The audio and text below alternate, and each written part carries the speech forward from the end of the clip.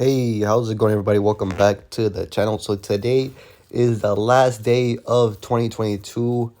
As you can see, one whole year from January 1st till now, we are down 66.85%. Crazy number. So we would have to triple the portfolio just to get back up to where we were back in the beginning of this year. So we have quite a ways away to get back to that point. Can we get back to that point before the year ends of 2023? I mean, hopefully. So as you can see, we need to get back up to about 46,000, 47,000, 47,000, almost 48, I think, at one point, $47,000.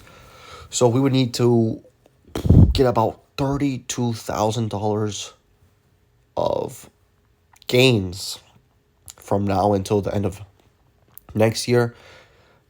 Will it be possible? Hopefully. Will the market continue to stay where it is at? Maybe probably for the half of next year.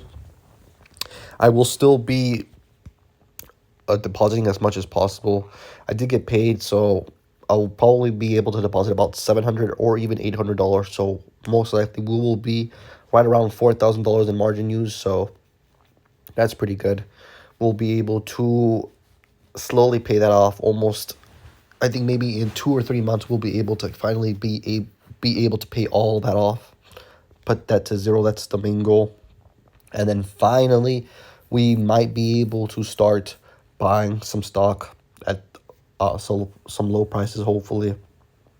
I do think that once the market bottoms out, it might take a little while for it to recover, because honestly, if we see like stocks like Shopify and stuff like Shopify and well, actually not even Shopify. Shopify peaked out. Let's look at another one like Neo. Stocks like Neo, they all peaked out way before everything else. Like Neo peaked out January 2021, right? And it's been almost 2 years of it finally just dropping. Let's look at Corsair. How long was it when Corsair peaked out? Same thing about in January, I believe. January, February 2021. Let's look at Palantir. When did Palantir peak out? Same thing, January 2021. So in January of 2021, these more smaller companies, more speculative companies, they all peaked out. January 2021, even this one, look at that. ChargePoint peaked out in December of 2020. So it's been about 2 years of these companies just going down nonstop for 2 whole years. It feels like it's been not that long, but 2 years, huh? That's quite a long time for these companies just keep dropping lower and lower. Look at this, September 2020. That's freaking crazy, man. And look how the price in the 20s, almost 30s, Tattoo Chef. We were seeing these ones. And obviously the more bigger companies been dropping this year, like the Shopify's, Amazon, Meta, Tesla. These ones just been dropping this year.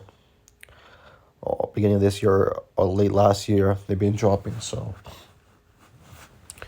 I think that the longer these companies stay down for, the longer it will take for them to come back up. So I think we might have a while before we even see any prices remotely close to where they were before. So do I see Shopify ever getting back to where it was in November of 2021? Yeah, but I don't think it will take. I think it will be a very long time. I think maybe even 3 or 4 years before we even see these prices again.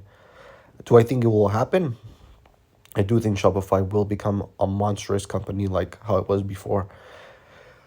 But even then, even companies like some companies might not even reach where they were before. Can we see TTCF back to where it was? Whew.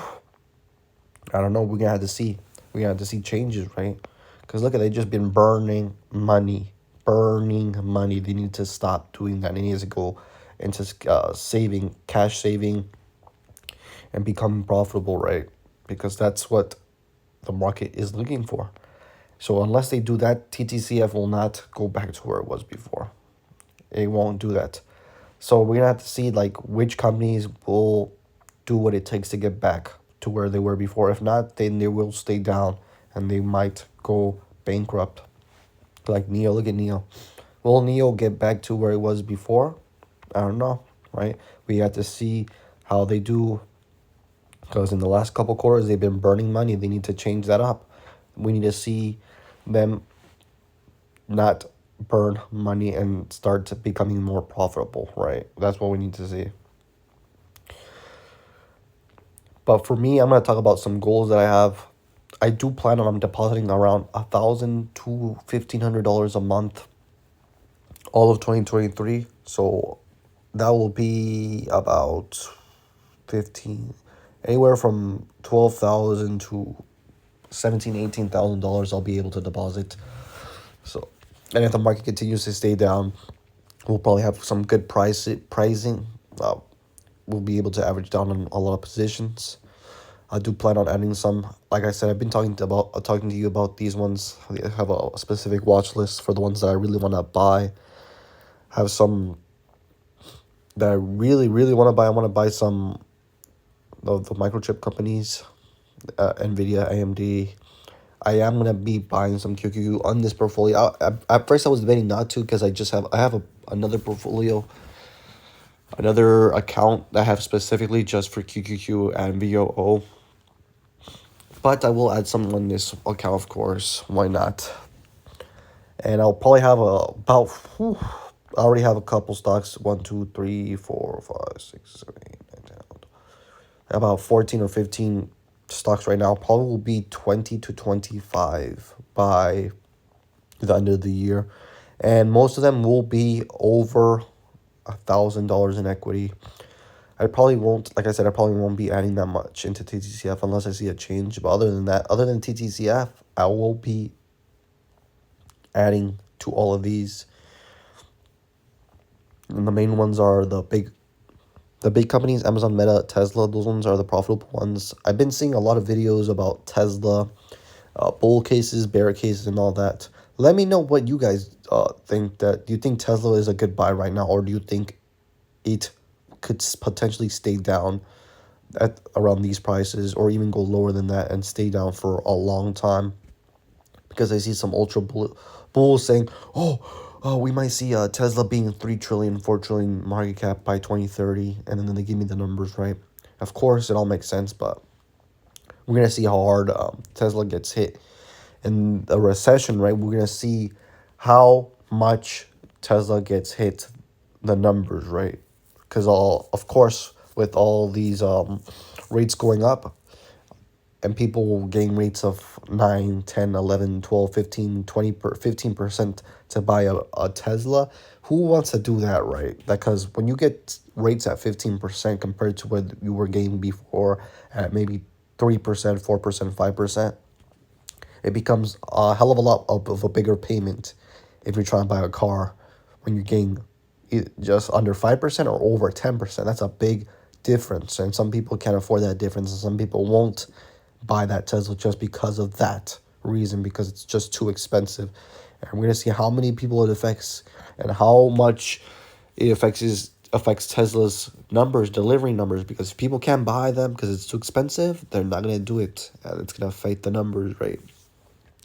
But yeah, that is the goal. I want to be able to deposit about $1,000 to $1,500 a month. So if we can stay around this price point of 15,000, we'll probably be able to be around $30,000 if the market continues to stay around where it is. If it goes down, then obviously we won't be able to hit that $30,000 price point. If the market goes up, then we might go way past $30,000. So that's the goal. Stay around to get to $30,000 and stay above it.